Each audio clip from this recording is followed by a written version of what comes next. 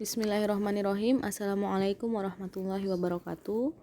Apa kabar semuanya? Umi harap kalian semua tetap dalam keadaan baik, sehat, serta semangat untuk mengikuti kelas Umi di pertemuan kali ini.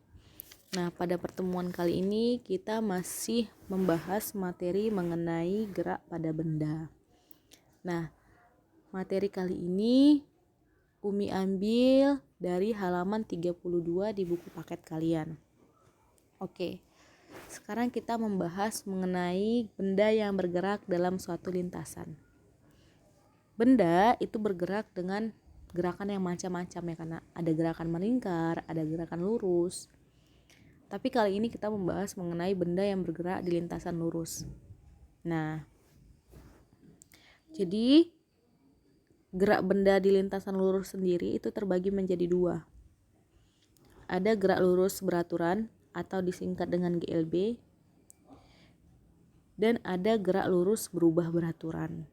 Nah, yang pertama beraturan, yang kedua berubah tapi beraturan.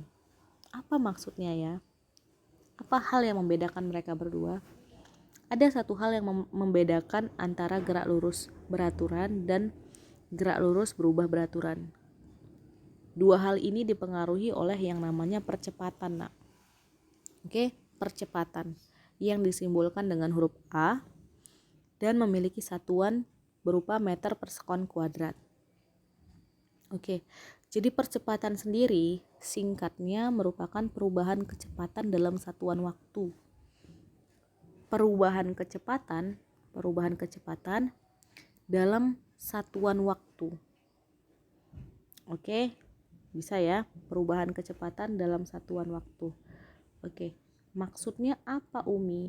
Maksudnya apa perubahan kecepatan dalam satuan waktu ini? Oke, ketika kamu bergerak, nak, mungkin beberapa dari kamu sudah bisa mengendarai sepeda motor atau sepeda. Nah, seperti itu kan. Ketika kamu jalan atau dari rumah ke suatu tempat menggunakan sepeda motor kamu. Nah, ketika kamu mengendarainya, pasti kamu nggak selamanya menggunakan kecepatan 20 meter per sekon atau 20 km per jam. Ada kalanya kamu makin kencang, ada kalanya kamu ngerem atau melakukan perlambatan. Nah, kalau kamu makin kencang berarti kamu melakukan percepatan, ya kan? Dalam kecepatannya, ya kan? Kalau kamu ngerem berarti kamu melakukan perlambatan di kecepatannya. Nah, itulah dia yang mempengaruhi percepatan. Oke. Nah, langsung saja Umi beri di contoh kehidupan sehari-hari. Nah, ini ada seorang pengendara sepeda motor. Dia bergerak dari titik A ke titik D. Ya kan? Nah, di sini ada titik B, ini ada titik C gitu ya, karena oke. Nah, masing-masing setiap jaraknya dari A ke B, dari B ke C, dari C ke D, ini jaraknya itu 15 meter. Selalu 15 meter. Oke, ya, karena dan waktu yang dibutuhkan sepeda motor dari A ke B berapa detik? Nah, dari A 0, udah sampai di B dia 1 detik, berarti dia memerlukan 1 detik gitu kan. Dari B ke C, dari 1 ke 2 dia memerlukan apa? Waktu 2, dari 1 ke 2 berarti 1 detik juga. Dari 2 ke 3 dia membutuhkan selang waktu berapa, nak? 1 detik juga, ya kan? Dia membutuhkan selang waktu 1 detik. Oke, sekarang coba kita hitung kecepatannya dari masing-masing titik, dari A ke B. Nah, di sini Umi buat warnanya warna hitam lah ya. Oke, warnanya warna hitam. Oke, kita cari di kecepatan. Apa rumus kecepatan? V sama dengan S per T.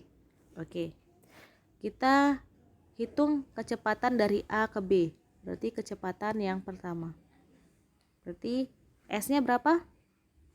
S-nya 15 meter. Kemudian waktunya berapa? Time-nya, selangnya 1 detik. 15 per 1 sama dengan 15 meter per sekon. Begitu kan, Nak? Ini untuk kecepatan yang pertama. Sekarang kita cari kecepatan yang kedua. V2. Oke, V2. Berarti V2 dari B ke C gitu kan, Nak? Jaraknya berapa? Tetap 15. Oke, kemudian waktunya 1 detik. 1 detik. Berarti sama dengan berapa ini? Ini Umi batas ini ya. Oke, 15 meter per sekon juga. 15 meter per sekon juga. Oke, sekarang kita mau cari yang V ketiga. V ketiga berarti dari C ke D ya, karena V ketiga, kecepatan yang ketiga. Umi buat di mana ya? Kecepatan yang ketiga Umi buat di sini aja. V3 kecil. V3-nya berapa? Oke. Jaraknya 15 meter tetap, 15 meter. Waktu yang dibutuhkannya 1 detik. 15 per 1 sama dengan berapa, Nak? Sama dengannya di mana ya? Sama dengannya di sini aja. Sama dengan 15 meter per sekon. Oke, sekarang kita tandai mana hasil V1, V2, V3. Oke. Hasil V1 15 meter per sekon. V2 15 meter per sekon. V3 15 meter per sekon. Oke, sekarang Umi mau tanya. Ada nggak perubahan kecepatan di sini? Ada nggak, Nak? No, nggak ada. Kecepatannya tetap sama, 15, 15, 15. Baik dari yang pertama, kedua, ketiga. Artinya pesepeda motor ini melakukan apa, Nak? Gerak lurus yang beraturan. Kenapa? Karena dia nggak mengalami perubahan kecepatan. Dia nggak mengalami perubahan kecepatan di setiap perpindahannya. Itu dia untuk pengertian dari GLB. Contoh pengertian dari GLB. Oke, Umi hapus dulu ya semuanya. Bisa, Nak? Sehingga contoh yang pertama ini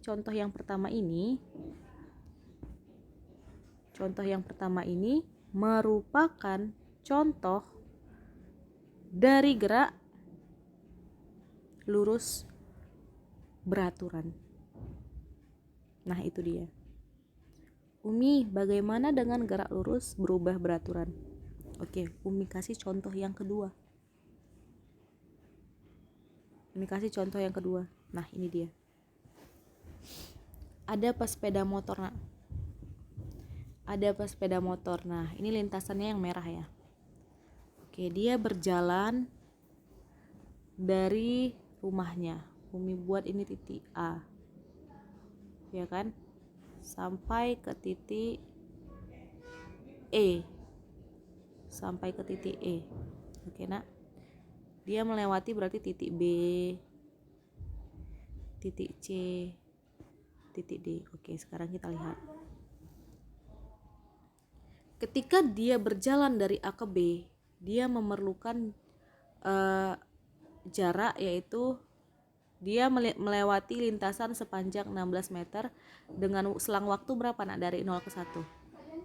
Selang waktunya berarti 1 detik gitu kan. Oke, ketika dia dari titik B ke titik C, oke, dia melewati lintasan sepanjang 14 meter. Oke. Selang waktu yang dibutuhkannya berapa? Dari 1 detik ke 2 detik, berarti 1 juga. Itu karena oke, ketika dia sampai di titik C, dia kembali lagi lanjut berjalan ke titik D dengan lintasan 12 meter. Dan selang waktu 1 detik juga. Nah, ketika dia sampai di titik D ke E, dia melintasi dia melintasi yang namanya jarak sepanjang 10 meter dengan selang waktu 1 detik. Oke. Apakah ini dia melakukan yang namanya percepatan atau perubahan kecepatan? Kita hitung kecepatannya dulu untuk memastikan ada nggak dia menggunakan yang namanya melakukan percepatan. Oke. Jadi kita hitung V1-nya ya. Kita hitung V1-nya di sini. V1. Apa rumus V? Tadi V sama dengan S per T kan? Oke. V1-nya berarti dari jarak A ke B. V1-nya S-nya berapa? 16 dibagi 1 sekon sama dengan sama dengan 16 meter per sekon gitu kan nak? Oke, kita cari V2-nya. V2-nya dia membutuhkan jarak dari B ke C 14 dibagi 1. 14 dibagi 1 detik sama dengan berapa nak? 14 meter per sekon gitu kan? Kita cari V3-nya. Berarti dari C ke D dia membutuhkan lintasan sepanjang 12. Oke, 12 ya kan nak? 12 meter per sekon. Nah, 12 meter per sekon 1 sekon sama dengan 12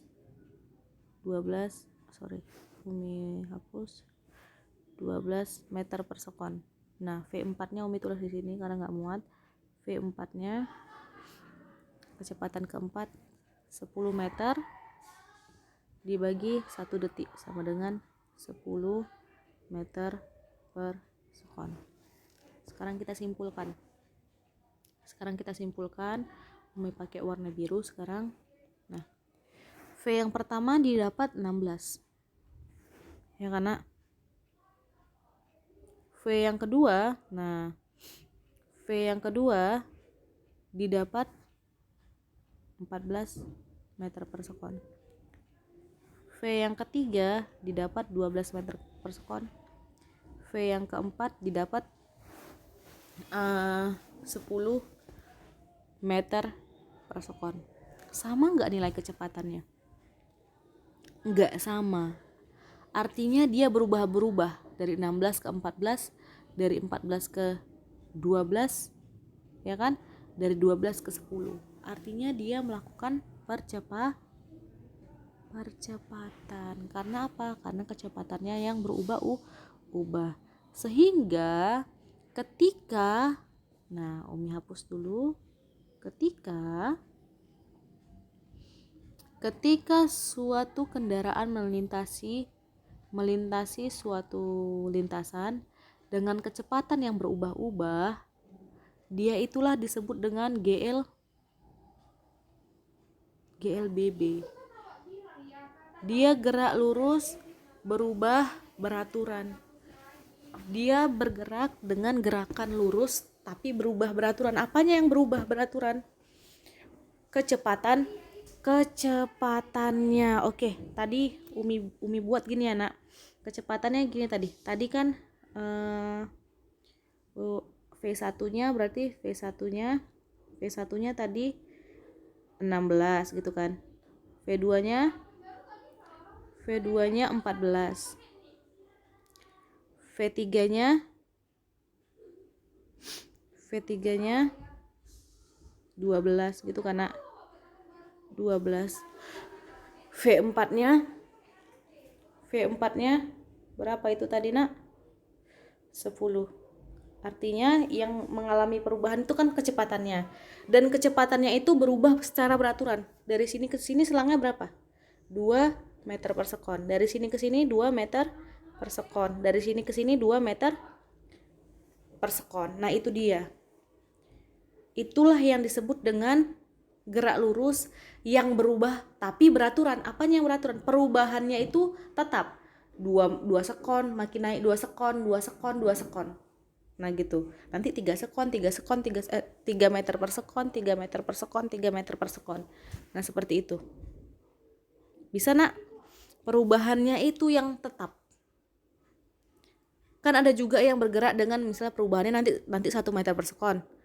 Nanti minus 1. Nanti naik lagi 2. Nah itu baru tidak beraturan. Nah itu nanti kita bahas lain lagi. Sekarang yang berubah beraturan. Oke. Jadi sudah paham ya nak? Dengan perbedaan gerak lurus berubah beraturan dengan gerak lurus yang beraturan. Dibedakan atas kecepatan yang berubah. Sehingga kecepatan yang berubah itu menimbulkan adanya indikasi percepatan. Oke. Umi, rumus percepatan sendiri apa Umi? Oke. Rumus percepatan sendiri adalah ini. Percepatan sama dengan nih dia. V2 kurang V1 per T2 kurang T1. Apa maksudnya Umi?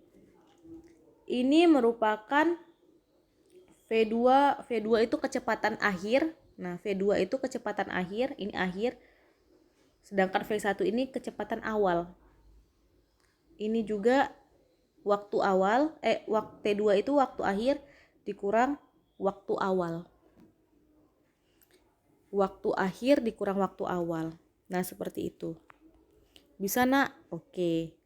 Masih bingung-bingung. Kita langsung saja ke soal. Nah, soal ini Umi ambil di buku kalian, nak.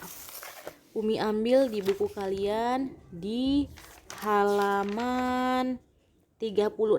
Di halaman 36 yang nomor 2. Oke, langsung saja kita bahas ya, nak. Nah, mula-mula sebuah mobil melaju dengan kecepatan 20 meter per sekon. Nah, awalnya berarti kan kecepatan awal nih kan. Nah, kemudian direm dalam waktu 4 sekon. Oke.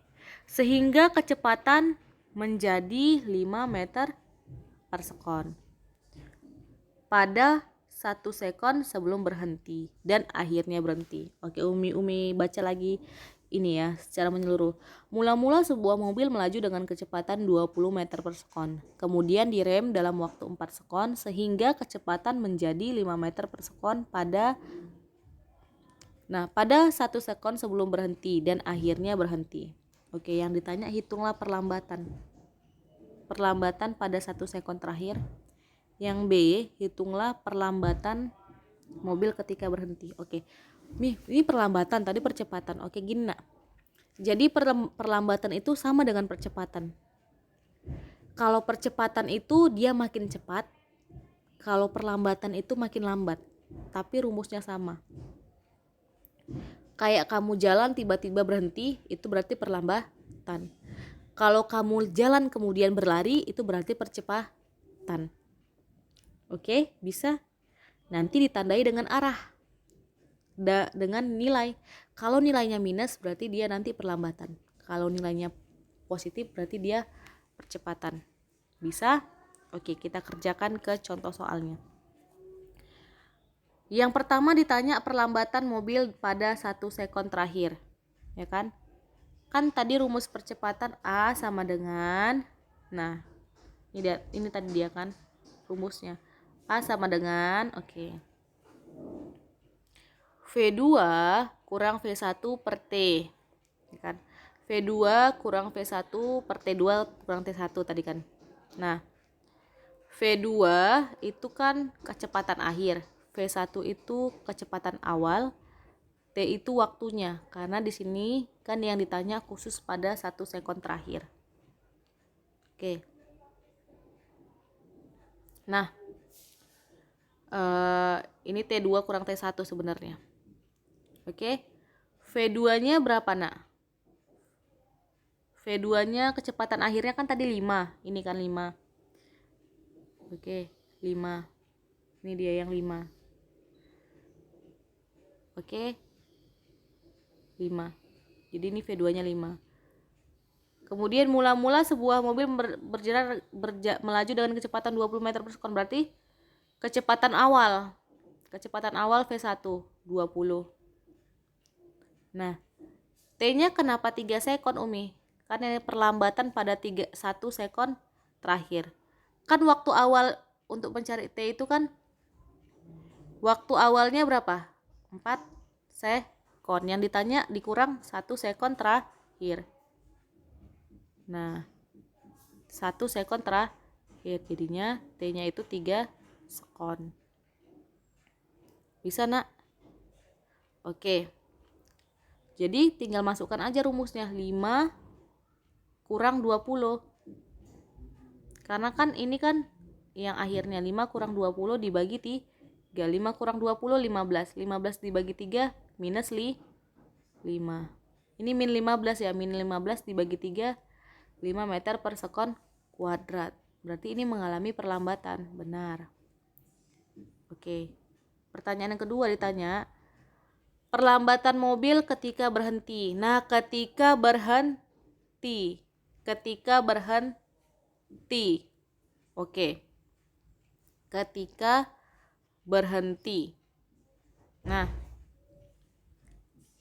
kecepatan awal 20.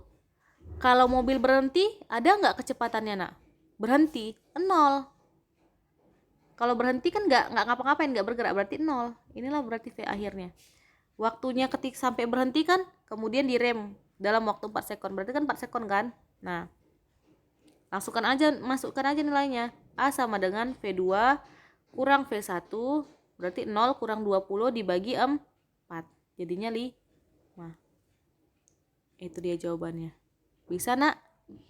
Oke, kita bahas lagi di forum selanjutnya. Assalamualaikum warahmatullahi wabarakatuh.